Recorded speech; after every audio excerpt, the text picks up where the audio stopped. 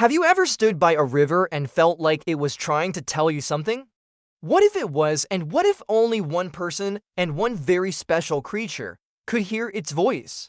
Welcome to a story that flows through the heart of a quiet town, a tale of magic, courage, and a friendship that changed everything.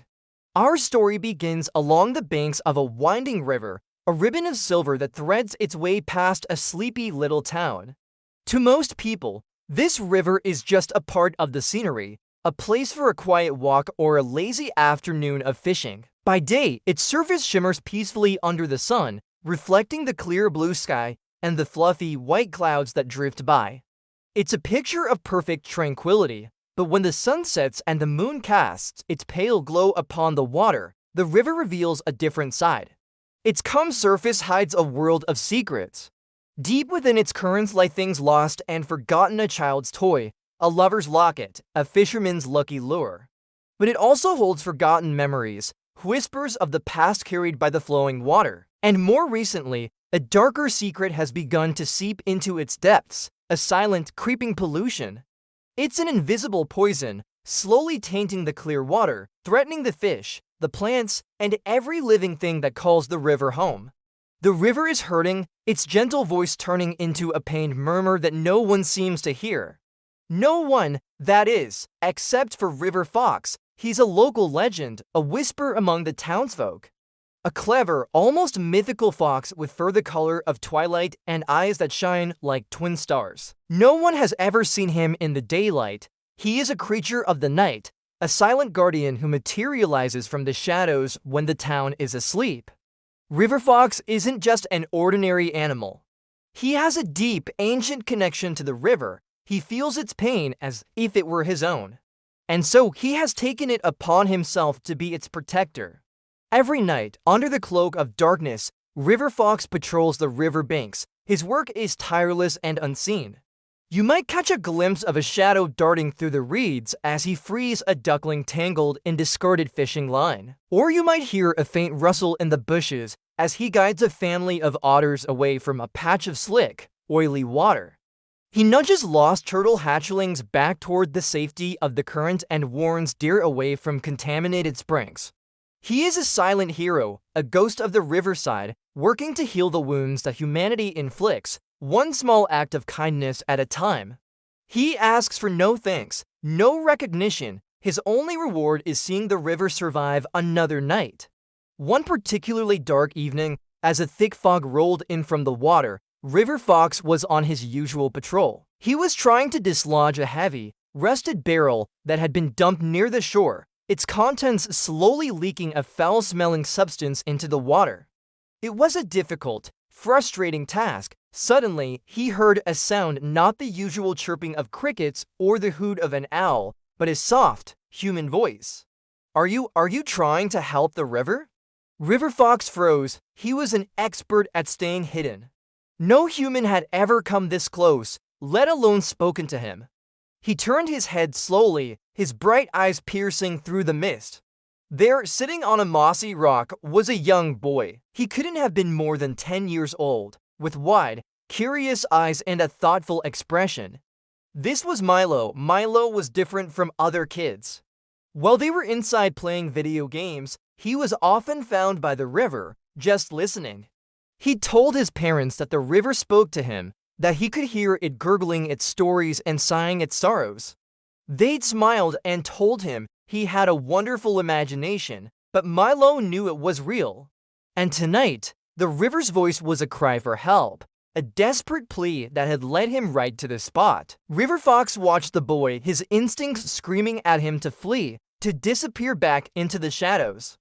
But there was something in Milo's voice's sincerity, a gentleness that held him in place. And more than that, he realized the boy wasn't just talking to him. He was listening to the same thing River Fox was. He could hear the river's pain. Slowly, cautiously, River Fox took a step out of the shadows. Milo didn't flinch. He just smiled, a small, knowing smile. "It's sad, isn't it?" Milo whispered, looking at the polluted water. "It says it's getting harder to breathe." And in that moment, an unlikely alliance was forged. The secret guardian of the river and the boy who could hear its voice. Together, they began to work. Milo would tell River Fox what the river was saying, pinpointing the sources of the worst pollution. River Fox, with his agility and knowledge of the terrain, would do what he could to mitigate the damage. They were a team united by their love for the ailing river. Their nightly meetings became a ritual. Milo would bring his sketchbook and draw maps based on the river's whispers, showing River Fox where the next danger lay. One night, the river's voice grew urgent, filled with a new and terrifying fear. It spoke of a great darkness, a heart of stone that was planned for its banks. Milo, translating the river's fragmented warnings, pieced together a dreadful puzzle. A new factory was being built upstream, and its developers had a secret, illegal plan to dump vast amounts of industrial waste directly into the river. It wasn't just a slow poisoning anymore, it was a death sentence. This plan would destroy the river completely, turning it into a lifeless, toxic canal forever. Milo and River Fox knew they couldn't fight this alone. Their small acts of cleanup were no match for a catastrophe of this scale. Panic began to set in. How could a boy and a fox stop a powerful corporation? The river's voice grew weaker. Filled with despair, River Fox felt a profound conflict. For his entire life, his survival had depended on staying hidden, on being a myth. To reveal himself to the town would be to risk everything: his freedom, his life. Humans were unpredictable. They might see him as a threat, a pest to be captured or driven away. But as he looked at Milo's determined face and felt the river's fading pulse, he knew he had no choice. The life of the river was more important than his own secrecy. He had to take the risk. The next day, as the town council held a meeting to approve the final permits for the factory, something extraordinary happened. Just as the head of the corporation was giving a slick presentation about progress and jobs, a commotion started at the back of the hall. The doors swung open, and in walked little Milo, and right by his side, calm and resolute, trotted River Fox. Gasps filled the room. People stood up, pointing, their faces a mixture of shock, fear, and utter disbelief. The myth was real. River Fox was standing right there, in the middle of their town hall, blinking in the bright, artificial light. Milo, with a courage he didn't know he possessed, walked to the front of the room. "Please," he said, his voice trembling but clear, "you have to listen. The factory is going to kill our river." He explained everything: the secret dumping plan, the toxic waste. The council members were skeptical. The corporation boss laughed, calling it a child's fantasy. But then River Fox acted. He nudged a bag Milo was carrying. Milo opened it and laid out the evidence they had gathered: water samples cloudy with filth, photographs of the rusting barrels, and a dead fish, its scales dull and lifeless. But the most powerful evidence was River Fox himself. He let out a low, mournful cry, a sound that seemed to echo the river's own sorrow. It was a sound that cut through the skepticism and went straight to the hearts of the people in the room. They saw the truth in the boy's eyes and in the wild creature's dignified presence. They saw that this wasn't just a fox, this was a guardian. The townsfolk, who had grown up with stories of the river, suddenly remembered their connection to it. They rose up, their voices joining Milo's. The town council, swayed by the undeniable evidence and the powerful shift in public opinion, immediately launched an investigation. The corporation's illegal plan was exposed. The project was shut down and the culprits were held accountable. The town, now fully awake to the plight of their river, came together. They organized massive cleanup efforts. Volunteers, young and old, lined the banks, pulling out trash, clearing away debris, and planting new trees.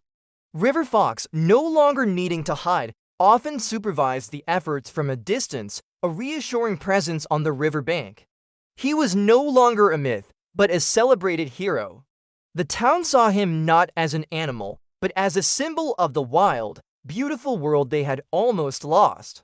Slowly but surely, the river began to heal. The water ran clear again. The fish returned, their scales glinting in the sun. The otters played freely, and the birds sang in the healthy reeds. The river's voice, once a pained murmur, became a happy, bubbling song once more. And River Fox, he became a legend of a different kind. Not a ghost whispered about in the dark, but a beloved protector, his story told to every child in the town. A story whispered not just by people, but by the flowing water itself, a timeless tale of a boy and a fox who listened to the river and saved its life. Thank you for watching.